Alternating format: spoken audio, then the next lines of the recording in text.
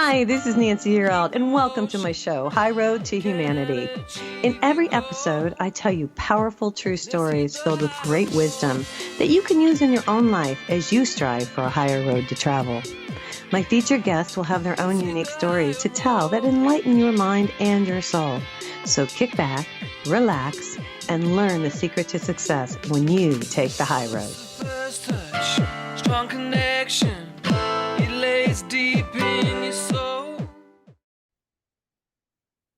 Hi, this is Nancy Yearout, and welcome to High Road to Humanity. And this is the perfect Christmas show today. We're going to be talking about hauntings. So Christmas past, Christmas present, Christmas future.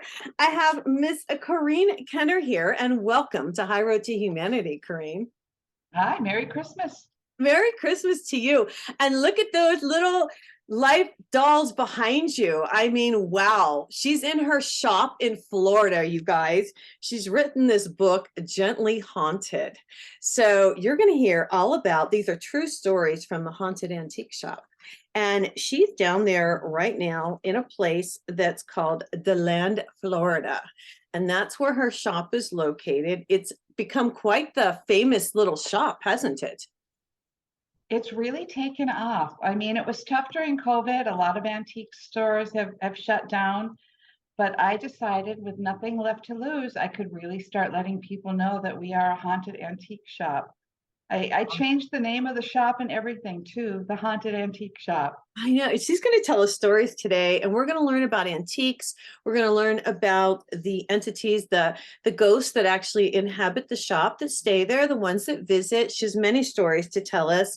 You know, Corrine Kenner is specializing in bringing metaphysical subjects down to earth. She is a certified tarot master, and her work on the tarot is widely published. She's written several books. Corrine has authored Tarot and Astrology, Tarot for Writers, and Crystals for Beginners. And if you want to visit her website, it's hauntedantiqueshop.com. Now, what we're going to be talking about today is, like I said, all these different ghosts that are in her shop. And I just want you to tell the story. You moved there from, was it Minnesota? Yep, I'm a native of Minnesota. I grew up between Minnesota and North Dakota, and definitely wanted to get out of the cold, and Florida seemed like the place to be. So we were lucky enough, my husband and I, to find this small town called Deland. We're not very far from Daytona Beach. Oh, wow. In fact, Okay. Daytona is where we go when we want to go to the big city. But Deland is a town that is old and very haunted. It was founded by a man named Henry Deland in about 1880. Okay. He made a fortune selling baking soda. Oh, seriously? Which we take for granted now, but at the time it was revolutionary because it made it possible to do baking at home, which until he invented that, women would buy their baked goods at a bakery. Okay. Anyway, so he made a fortune. He invested it in the citrus groves of Central Florida and founded this town that he called the Athens of Florida because he wanted it to be a center for education and culture, and at the time, his religion. Now we mostly hold on to the culture and higher education part of it. Well, you have an interesting story because, and I want you to tell the audience, I found this fascinating how the universe works. And this is why I want you to tell it, because you really were looking for office space. I was. I have been a professional writer all my life. And after my kids grew up, I decided I wanted to start working on fiction, but I needed a quiet place to write. Okay. So while I was looking for office space, this little shop came up for sale just 2 blocks from my house. It was a vintage store, not an antique shop. But my husband had kind of grown up in his dad's flea market in Michigan. And he said, if you take over that shop, you can write because you're not going to be busy nonstop with customers. And that's how it worked up until now. But since the book came out, we have been busier and busier with customers. So once again, I'm kind of trying to eke out writing time and writing space when the shop isn't busy. Right, right. Well, some of the ghosts that are have treasured objects in your collection, and some are just returning to the house, and some just come through the door with living visitors. That's right. We were in the shop for maybe 2 or 3 weeks when we started to realize that it was really haunted, because doors would open and close on their own, lights would turn on and off, all the spooky things you generally hear about ghosts. And then we noticed that our merchandise would move on its own. Okay. We have one little doll who at one point completely turned around, The boy doll? and everything, little haunted Charlie. Charlie, I know I read about Charlie, and we'll have to tell the story about Charlie. But can I just ask, before you get into this, were you afraid at all? Because you are, you're connected, you do readings. How did you feel? Did you clear the place? I mean, what was your feeling on this whole thing? I'm generally welcoming of spirits as long as they're kind Right. and generally unobtrusive. I do keep the place clean, both physically and spiritually, because I think both components are important. It's kind of like the concept of feng shui, Mhm. where clean and tidy and intentional carries through on all levels of your life. Right. And so, yeah, we are welcoming to kind and friendly spirits. The rest are blocked. And so Well, far, we've had good luck with that. you've had good luck. So let's go back to Charlie. Charlie's a boy doll, and it was unusual to have a boy doll. I'm looking for the year that he was. About 1920. He's a little over 100 years old, and he was what was known as a crabby boy doll because his face is crabby. In fact, I can grab him. He's just Yes, grab him. me. Oh my gosh. So cute. Well, you guys, I read about this doll, and she shows his picture and the cool thing about this book is she shows all the different pictures of a lot of these artifacts that or the antiques that she has in her store. Yeah, oh my goodness, there he is. Oh, and he's Let me get him centered here. no, was he there when you got there? No, I got him at an estate sale, and actually, right now, doesn't he look cheerful? He does. I mean, His he lips are looks red, like he's smiling. cheerful for Christmas. Yes, sometimes he looks really crabby, like the kind of doll he was. Sometimes he looks a little surly, but today I think his expression really does change, and customers notice that too. And the other thing that we noticed about Charlie is that his arms move up and down. I usually try to keep him, well, I'm working backwards here. I usually try to position his arms on the arms of his chair, Right. but when I come back, he's moved. And he's turned all the way around before.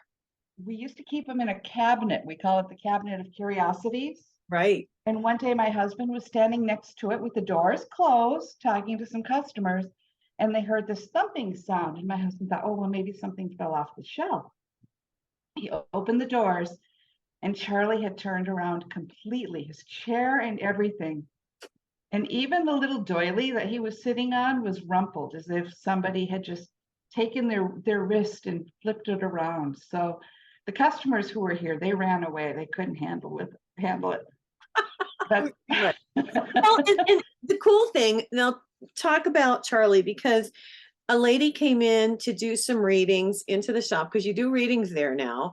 Yeah. And I love that, because I'm really into doing the readings and bringing in the messages for people. But she brought Charlie into the circle, and tell the audience what you found out about this doll. she said Charlie wasn't himself occupied or possessed by a spirit, but that a local spirit had taken to Charlie because he reminded him of himself. And that spirit and Charlie, by extension, are the guardians of the shop. So Charlie protects the shop. He does. Okay. And you've had somebody come around and be afraid when they came into the shop because the entities that are there warded him off, correct? Yeah, that was my only kind of scary experience here. It was the end of a work day, and I was turning off lights and getting ready to go home when this really sketchy guy came in the door, wearing a hoodie, just your classic kind of, I don't know, maybe on some mind-altering substances or something. He walked in the door and he stopped. Oh. And I said, "Can I help you?" And he said, "They don't want me here." And I thought maybe he was talking about like friends outside or something. I said, who doesn't want you here? He said, the ghosts. And he backed out of the doorway. As soon as he was on our front porch, he kind of turned on his heel and he went sprinting down the street. And as you tell this, it almost feels like he was intuitive and he knew, and maybe that's why he was so messed up, because he didn't know how to handle it. That's possible. You know what I mean? Yeah. Anyway, I just threw that out there. Who are the people behind you? I have to These are ask. some mannequins that we put out for Halloween, and I liked them so much. I kept Loved them. them? Okay. Although the guy mannequin is wearing an actual Stetson hat, because John Stetson, who invented the Stetson hat and had the big hat factory, Yes. he had a mansion about a mile from here, and he actually died very nearby. And that's another thing. You start to talk, okay, the bungalow that you're in right now was built in 1921. Okay. So, and it has the original owners, let me make sure I've got this right, were James and Lucinda, is that right? DeWalt. Correct. Yep. Okay. He was a chauffeur. Yep. And she stayed at home. Now, talk about the original owners of the house, because they're back there, and I wonder why they're back there. In life, he was a chauffeur because Florida has always been a winter vacation spot. So he would have driven wealthy people around to the golf course and the theaters and Daytona Beach. Yeah. But the house itself is very warm, very cozy. It just has such good energy here. And we think that's why he's stayed. We notice Lucinda's presence because we have a rocking chair near our fireplace in the front parlor that we see rocking by itself. Mm-hmm. And I've actually heard James in the very back room of the shop near the back door. Yeah. And he's so friendly and so kind. Customers have heard him too. He usually says, hey or hello. At one point, I ran into the back room just looking for something real quick and didn't bother to turn on the light as I walked in, and then couldn't find what I needed. So he turned the light on for me. So he doesn't freak you out because he's a friendly ghost. Right. Now, why do you think, and let's just talk about this a minute before we move forward. There are a lot of spirits here, there are angels here, there are entities here. We are made of energy. It's their energy that remains. It's the energy of the house that draws them, or an object, like there's pictures or different things that draw them back. Do you believe that they just don't want to go to the other side, or do you believe they travel back and forth? I think they travel back and forth. I don't think any spirits that come are trapped here. I think they come because it reminds them of their lives. A lot of antiques have that energy. You can sometimes feel it when you pick up something old. And that's because everything that we have that's now antique was loved enough for somebody to keep it for us. That's true. It was loved enough that somebody passed it down from generation to generation. One of the things I've learned since opening the shop, we've had paranormal investigators come. Oh, have you? And they will often bring what they call trigger objects, like old toys. Some people use tobacco pipes or cigarettes or playing cards or whiskey. Anything that a spirit might have loved in life will often draw them back if you're hoping to communicate with them. Of course, in the antique shop, they don't need to bring any trigger objects with them because we're fully stocked. That's what I thought. You have Winston Churchill's cup and ball toy, you believe. Well, that's what we were told. We can't prove it. Okay. It's a little wooden toy. Should I grab it? I might as well. It's just a few feet away. Okay, grab it. You guys, this is from, they believe it was Winston Churchill's. It has a really strong energy. And she says he was left-handed. That's part of this, isn't it? Yeah. Now, this is a beautiful toy. I would have bought it even without the story about it belonging to Winston Churchill. You're supposed to try and catch the ball in the cup. Right. Beautiful. Beautiful. And I bought it from a collector who said he bought it at a toy shop in London, and he was told it belonged to Winston Churchill. Okay. So I was studying it one day and I was just holding it in my left hand. And for some reason, I mean, my right hand, because I'm right-handed. And for some reason, I passed it over to my left hand and I noticed that my arm started tingling. It's that sensation of when your arm is falling asleep. Mm-hmm. And I thought, well, that's odd. That's weird. And so I looked it up, and sure enough, what I read online is that Winston Churchill was left-handed. And now it's in our cabinet of curiosities, and people are welcome to pick it up and try the difference between holding it in their right hand or their left hand. And a lot of people have said, yeah, their left hand tingles. They can feel the energy. Right. They can feel his energy. Talk about this cabinet.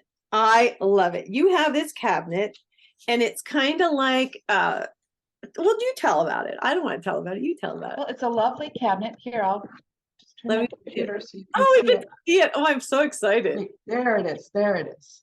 Oh, wow. Oh, It's look. got two mirrored doors. I left it open when I grabbed the Winston Churchill toy, but it's filled with objects that have set off our EMF meter, or that we've seen move by themselves, objects that have kind of creepy stories attached to them.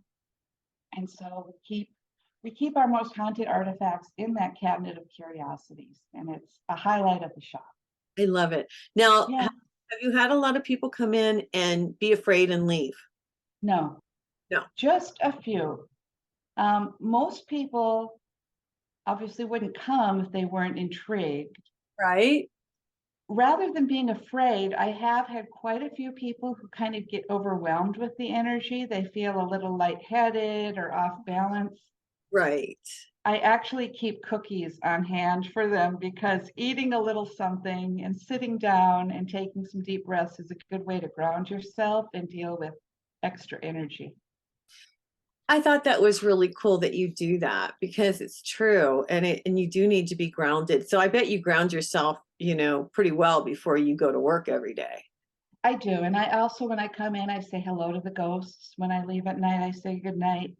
Right. And if I'm going to be gone for a few days on vacation, or if there's a hurricane coming, I will say, well, we're under a hurricane watch, so I probably won't come in tomorrow, just so you know what's going on. I mean, I have fun with it, but I also treat them like sentient beings. That they are. We were talking before the show about antiques, and I was mentioning that, it took me a long time. Well, I don't know. Maybe 20 years ago, I realized that the energy was attached to antiques, and you have to be careful, because I love antiques, and most people do. But what you're doing is you're bringing home that energy. Now, I'm going to just throw out one. First of all, I bought a mirror at a yeah, I know. That's what I'm asking you. I'm kind of curious to hear what you're going to say. And I'm in transit. I'm moving right now, but I bought this mirror when I was down in the beach in Texas, and it was they had a flea market, and it's one of those big mirrors that, so you can see your full length. So because I just wanted, to have a full length mirror. It was like $20, and it was such a great buy. So I said, oh, I'm going to get this. So I got it. But now, ever since I've had it, I always think, is that mirror haunted? Is it kind of weird? Don't I look weird in that mirror? Talk to me about mirrors. Well, they say mirrors can serve as portals to the other side. I know. And in some traditions, they even recommend covering a mirror after a death, because a spirit might mistake the mirror for the light and go into the mirror instead of going to the other side. Although personally, I think we have enough guardian angels and spirit guides that doesn't necessarily happen. But mirrors are just spooky in general, because when you look into an old mirror, you can kind of imagine all the other people who've looked at their faces in that mirror. And you kind of pick up on that energy and wonder, what did it feel like to be somebody else? What did they see in this mirror? At least that's how I feel about old mirrors. Yeah, I don't know. Now afterwards, I think maybe I shouldn't have bought it, because every time I look at it, I just never feel like I look really great in it. I feel like it's somebody else's mirror. Yeah, you're picking up on the energy and their feelings and their thoughts as they did their own self-reflection. I Oh, I know. All right.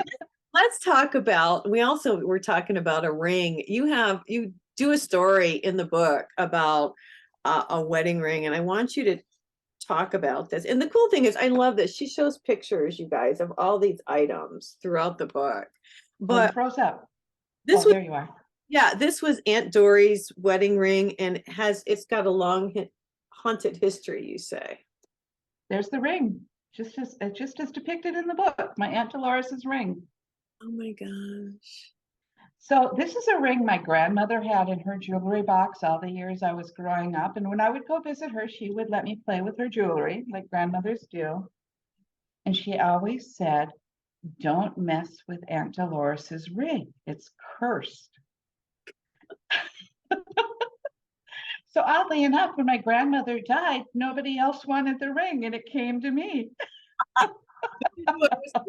I'm always up for a good cursed ring. Oh, Well, it was in really bad shape. So I took it down to the local jeweler and I asked if they've ever heard of cursed rings. And one of the women at the jewelry counter said she didn't even want to touch it.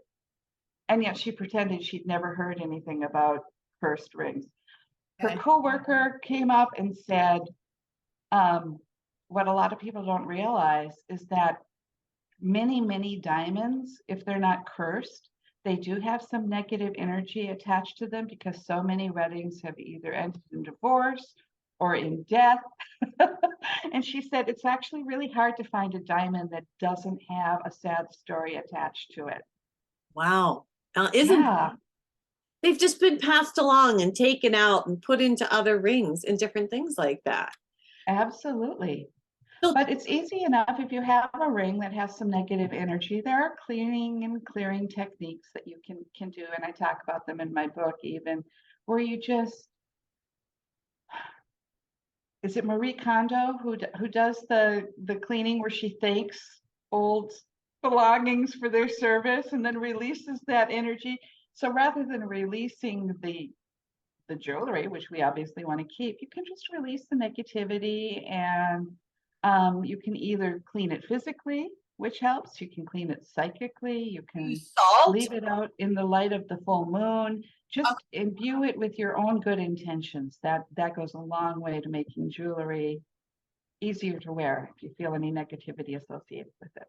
Can you put it out in the sun like you do crystals, or use salt like you do with crystals, or I wouldn't, only because it can damage it. The sun will fade colored gemstones. Okay. And salt can get into any little cracks or crevices and destroy it, right? which is why I like moonlight, because it's perfectly safe to leave your jewels in the moonlight. Moonlight. Okay. Now you taught me something I didn't know. That's really cool. Okay. So you've got all these different items. Like, oh, I want to talk about, there's another item. There was a letter opener. I thought this was fascinating. That was amazing. I don't have it anymore because Tell the story. my daughter was helping me organize and price things in the shop, and she brought me a letter opener and said, how much do you want to charge for this? I had never seen it before. I said, where did you find it?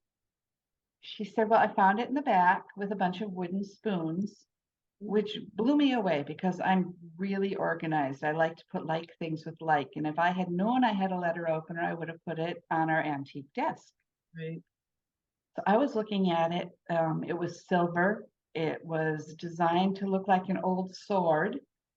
And it was engraved with the name Jack in beautiful cursive lettering. Mm. So I thought, okay, so this is an object that appeared mysteriously, of no known origin. I'll put it in our cabinet of curiosities.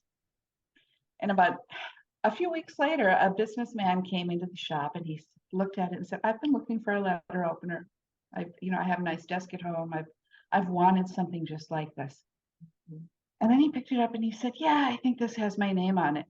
I thought he was talking figuratively, Right. but he said, no, literally, my name is Jack. This letter opener has my name on it.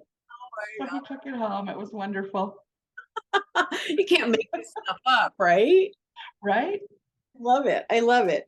Well, There are so many items in there, but you also talk about the town. I want to elaborate a little bit because in the book you go into talking about different places in the town because this town, and I want you to give us a little education or a little history if you don't mind. The town is so old. It's one of the oldest towns, I think, in America, right? It's one of the oldest towns in Florida. It was initially settled by Civil War soldiers from the North who were hoping to escape all the trials and tribulations and turmoil of the Civil War. Okay. It was also settled by people who wanted to try their hand at citrus growing, oranges and grapefruits and limes. Most of it was developed by Henry Deland, which is where we get the name of the town, Deland. He had made a fortune selling baking soda, which sounds crazy, but at the time when he was selling baking soda, it was revolutionary. Right. So he made millions in his own time of dollars, millions of dollars for that time. He invested most of it into real estate here in Central Florida.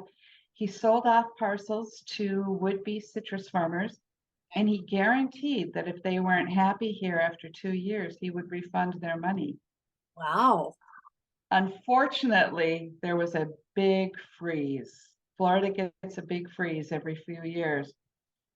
All the crops were ruined. The trees were actually split in half by the cold. So they all wanted their money back. And Henry Deland went broke, paying them all back.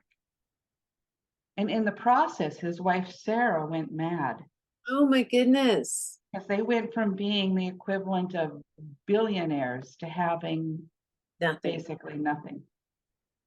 Henry Deland was good friends with a man named John Stetson, who invented the Stetson hat. I think that's so great. Yeah, and he was also a billionaire in today's dollars. So he came down, he built himself a winter mansion. He started paying for the school here in Deland, which is now Stetson University. Wow. And as he built his mansion, he realized he wanted it to have electricity, which was the new thing at the time. So he invited his good friend, the electrician, Thomas Edison, to come wire his house. Love it. His house is about a mile from here. Oh my gosh. Deland was one of the first towns in the world to have electricity because not only did Thomas Edison come wire the guy's house, but he built an electrical power station for the rest of the town. Honestly. Yeah, Wow. that's crazy.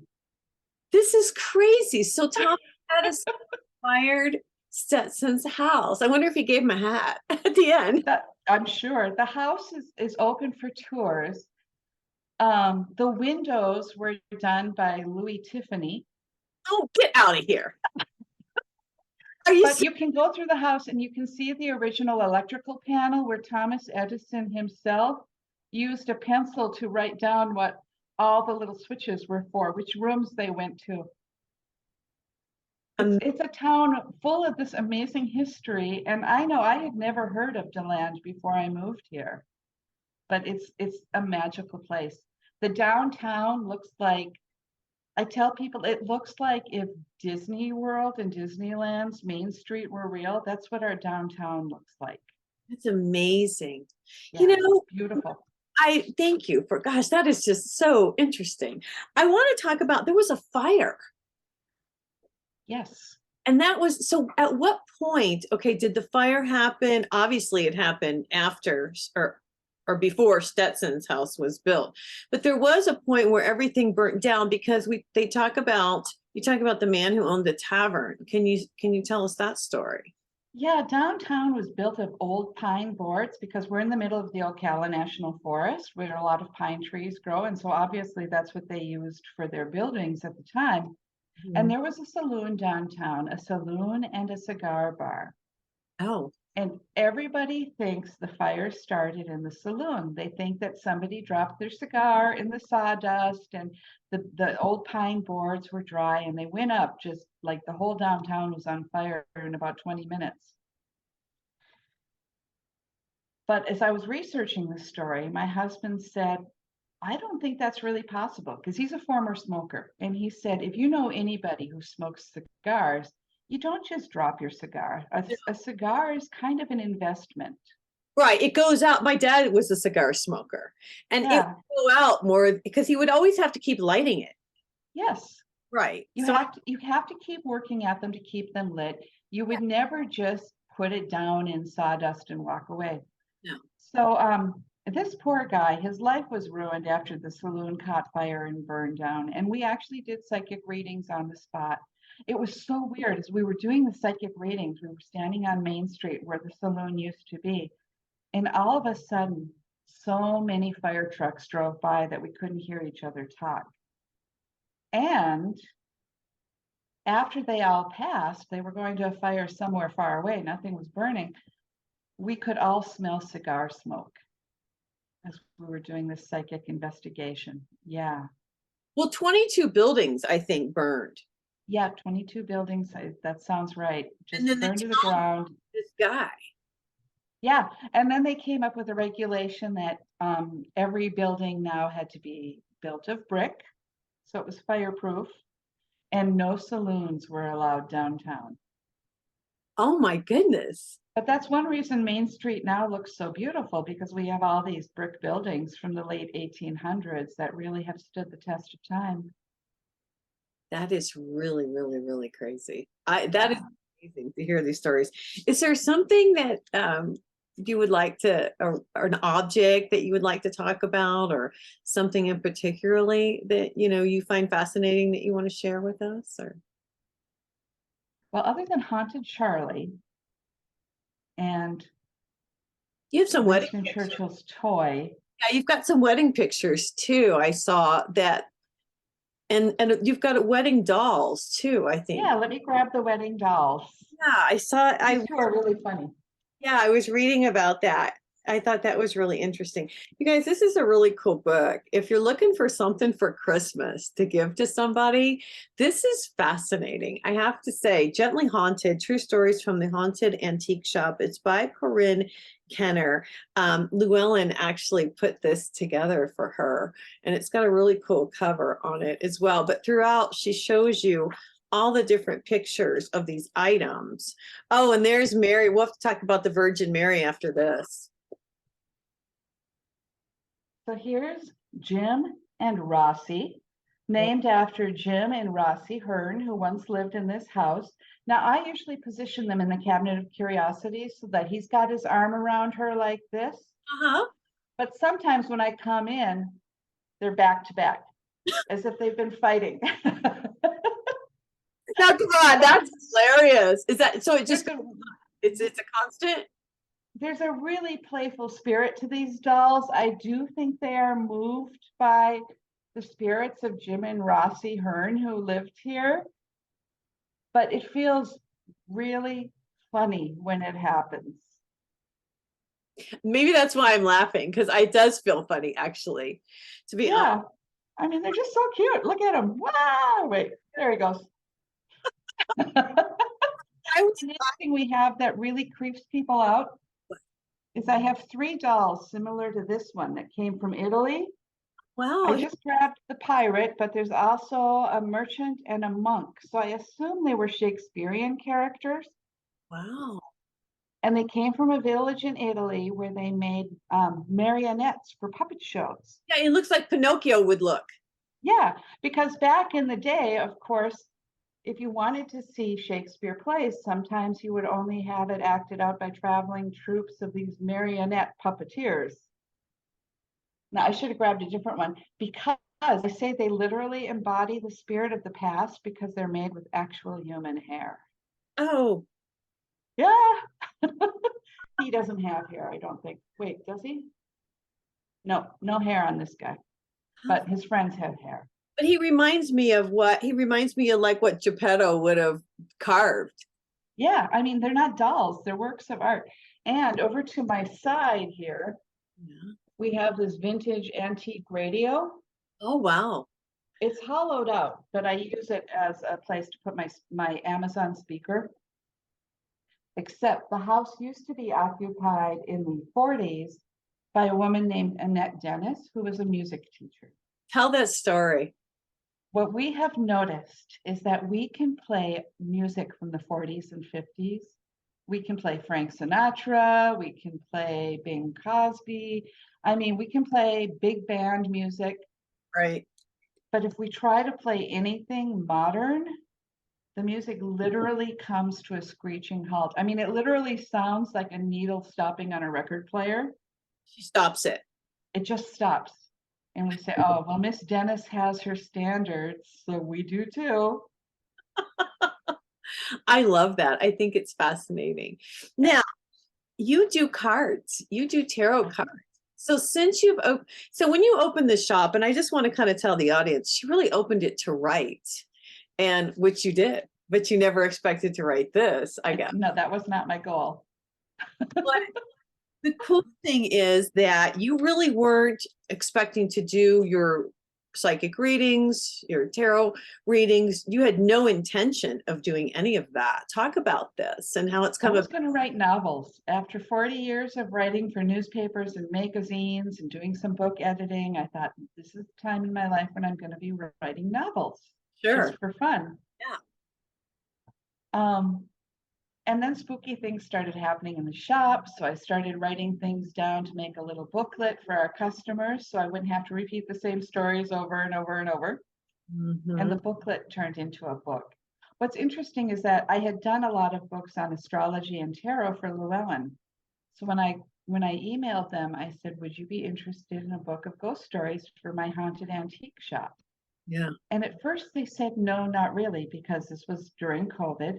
Okay. They said, people are feeling so down right now that ghost stories, horror stories, anything spooky or scary is not selling. Nobody wants to be scared because we're already scared to death as it is. Wow. And I said, well, my shop is gently haunted. I know that's what it says on here, gently haunted. Yes. And they said, oh, in that case, let us see what you've got. Oh my God. Gently Haunted was born. Beautiful. It's a wonderful book. It's so full of history and stories and pictures. And I was saying while you got up that this is like a great Christmas gift to give. Thank you.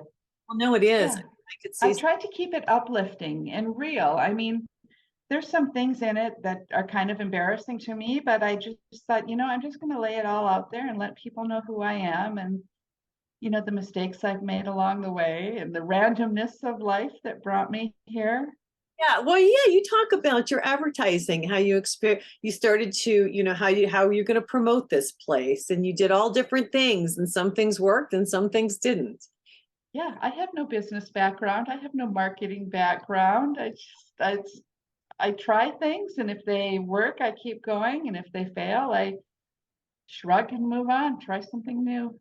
Now, you mentioned before you were going to pull some tarot cards, and we talk about the ghosts of Christmas past. Okay, so tell me about what cards you have there. Let's talk about this. This is a deck based on Pamela Coleman Smith's work. This is called the Universal Tarot, but it's a variant of the deck almost everybody uses, called the Pamela Coleman Smith Tarot deck. Okay. And I like it because pictures are very almost fairy tale like. And it's pretty easy for people when they look at the cards to see themselves in the cards, to recognize images and symbols that have significance. I'm shuffling as I talk. I always tell people that reading tarot cards is a lot like dream interpretation, because everybody you see in a tarot card is actually a reflection of yourself. And every image and symbol that you see is a facet of yourself as well. So, when you have a dream about a house, the house theoretically symbolizes your body or your surroundings or your environment. And when you dream about other people, they are actually projections of yourself and how you see yourself through their eyes. You're probably familiar with the whole idea. Yeah, but I think it's wonderful that you're explaining it. Thank you. The audience appreciates this. Yes, yes. So when I do tarot readings for people, it's not this big super psychic mind reading parlor game, but it really is more of a conversation. I like to start with a specific issue or concern, so I don't waste time fishing around for what might be on your mind. And then I will actually point out the images and symbols that traditionally would relate to your question or your concern. Okay. And I also layer in astrology because every card in the 78 card tarot deck corresponds to either a sign or a planet or a 10-degree segment of the horoscope or the zodiac wheel. All connected.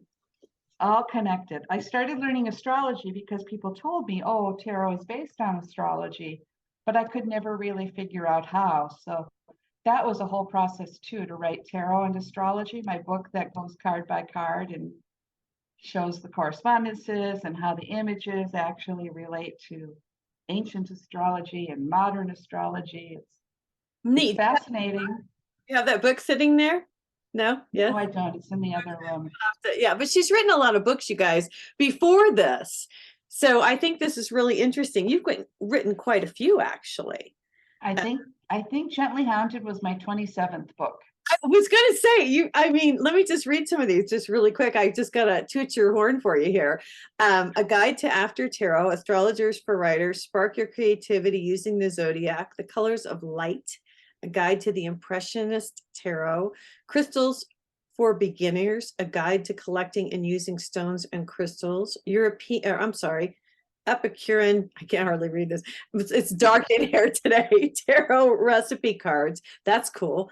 Flash fiction, mix and match writing prompts, foresight, a guide to the before tarot, simple fortune telling with tarot cards, Corrine Kenner's complete guide, the ghost of Devil's Lake, true stories from my haunted hometown. I mean, man, she's written I'm so happy to have you here today. We're so blessed to have you. What do you want? What are we going to read today? What questions are we going to ask? Are we going to ask about? I'll let you do it.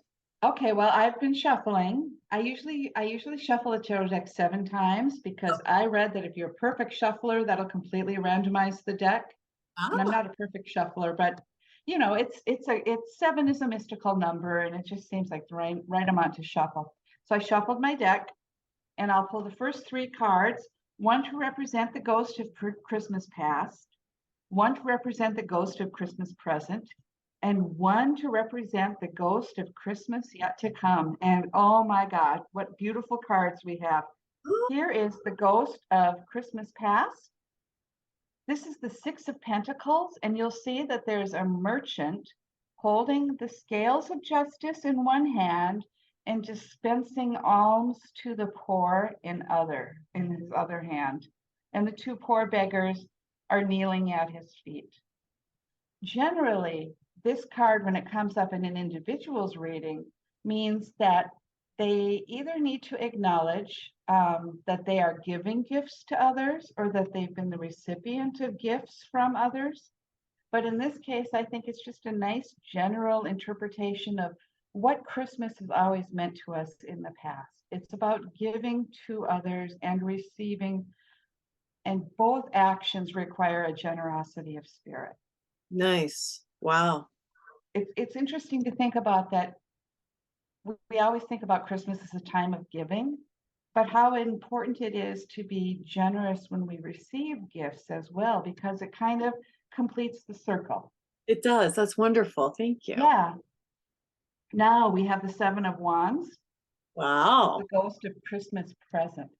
This is not necessarily a really positive card in the deck. Having grown up in North Dakota and Minnesota, we used to play a game in the winter called King of the Hill, when we would go up on snow drifts and try to push each other off. So this man is the king of the hill, but you can see he's being assaulted from multiple fronts. Lots of people are trying to knock him off our pedestal. And I think this really describes the situation a lot of us find in this year of Christmas. I know a lot of people aren't necessarily giving gifts because the economy is very troubled right now. People are trying to hold their own. People are distracted by a lot of responsibilities. People are just trying to manage with what they have. I will say that the 7 of Wands, when it comes up in a reading, shows that we are operating from a position of strength, and that you'll notice both of his feet are firmly planted. Mhm. We do have a good foothold on things. Okay. But it's important, I think, now this Christmas to not be distracted by temporary troubles, but to reflect back on the past and what Christmas is. Right. Okay. And I love the card we get for the spirit or the ghost of Christmas yet to come. It's the temperance card. It's the card of balance. It's the card that shows the archangel with one foot in the watery world of emotions and one foot on the dry land of reality.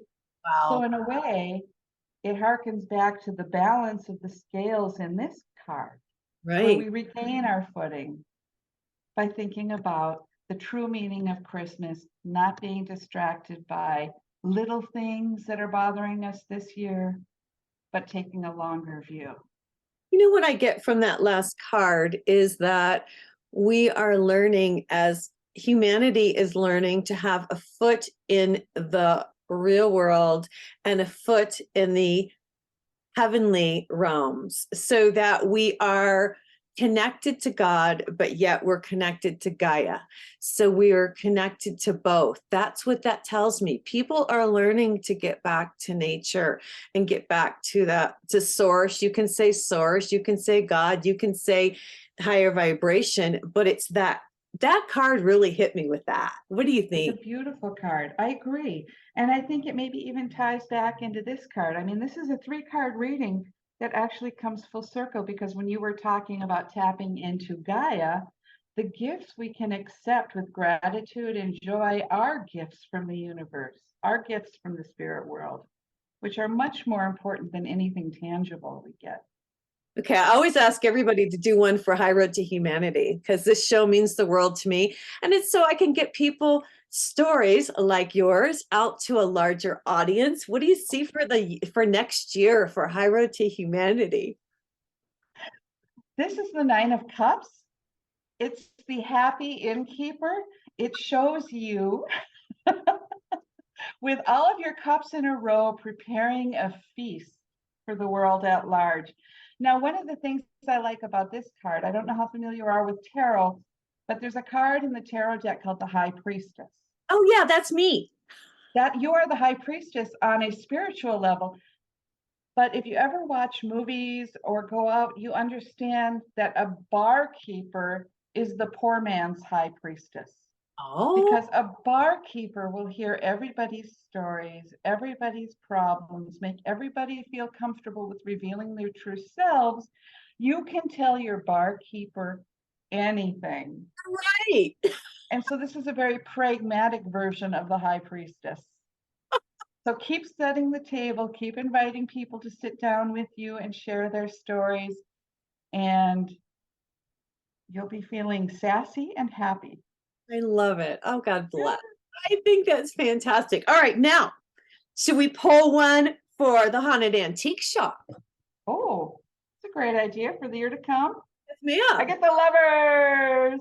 Right. Now, a lot of people think the lovers card is all about romantic attractions, and there's a little bit of that.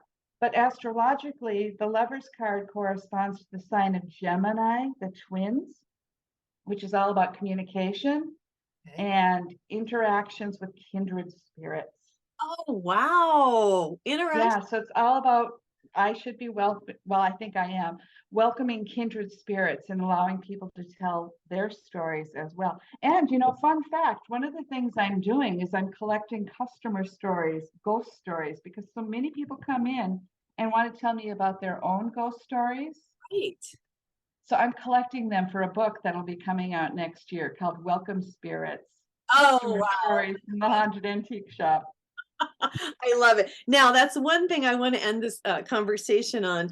So many spirits. I thought well, two things I want to talk about. Because it's Christmas, we're going to talk about Mary real quick. We're going to get out of here in about 5. But you talk in the book how now that you've opened the door, all of these spirits have felt welcomed and they've all come in. It reminded me of the story Ghost, when Goldberg can hear Sam and then all the other ghosts come too. It's the same thing. It is the same thing.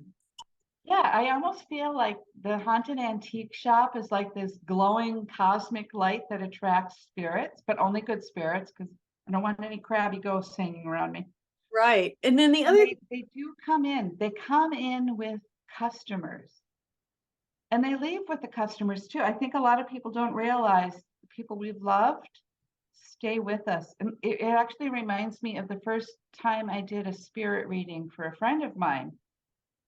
I didn't know you could do this at the time, but you can read tarot cards for spirits just like you can read for living people. wow. And my friend said, "Can you call my mom in?" And right away I could feel her mom was with us. And she said, "Does my mom miss me?" Oh, Well, I turned a card over and I heard no in my head. No. And I thought, wow, that is really rude. But I told my friend, no. And my friend was like shocked as I was. And then I heard, how can I miss her when I'm always with her? Which, how comforting. How how comforting. comforting. Yeah. All right, there's one thing I want to leave us with today that you write in the book that I was really taken back by, but it makes total sense. So it's the ghosts that are attracted to religious relics because it is Christmas. This is the Virgin Mary. Would you leave us with this story, Our Lady of Slumber, please? I have always collected Virgin Mary planters from the 1950s. I've always just thought they were beautiful. They look like the Virgin Mary's head, but in the back there's space where you can plant a house plant. Yeah, Probably seen them. yeah. So I started collecting them and I put them all in the dresser in my bedroom. And that night, as I was trying to sleep, all I could hear was voices, loud voices, murmuring voices, talking voices, footsteps in the hallway as all these spirits came into my bedroom. And the next morning I went into work and I said I couldn't sleep last night. I had a friend who was fairly psychic at work. I couldn't sleep. You wouldn't believe all the voices I heard. And she said, so you're telling me you built a shrine to the most revered saint in history, and you're surprised that the ghost showed up? I But love she it. did tell me I could ask that they leave me alone at night because I need to sleep. And I did, and it's worked. I still have them. They're still in my bedroom. Fantastic. All right, now if people go to Florida, what do you want to give out? Do you want to give out your address of your shop? You do have the website, of course. It's haunted. The website is probably easiest. We Okay. are on one of the main streets in Deland, super easy to find, but for directions and open hours, go to hauntedantiqueshop.com. And we're also all over social media. If you just search Haunted Antique Shop, we'll pop up. Well, Corrine Kenner, it's been a pleasure. Thank you so much. This was fun. It was fun. All right, you guys. It's called Gently Haunted, True Stories from the Haunted Antique Shop, you guys. All right, we're going to get out of here for today. This is Nancy Yearout. This is High Road to Humanity. Everybody have a very blessed Christmas and God Merry bless. Christmas. Merry Christmas. Please join me next time on the High Road with stories full of love and hope for our future. You can find High Road to Humanity on TogiNet Radio, Spotify, Apple Podcasts, and now watch the High Road on Binge TV networks. My channel is High Road to Humanity. Have a blessed week, and know by staying on the High Road, you will make it to your destination. For a psychic empath reading, visit my website, nancyyearout.com, to book your date and time with me. I will deliver your messages from the angels, and God bless.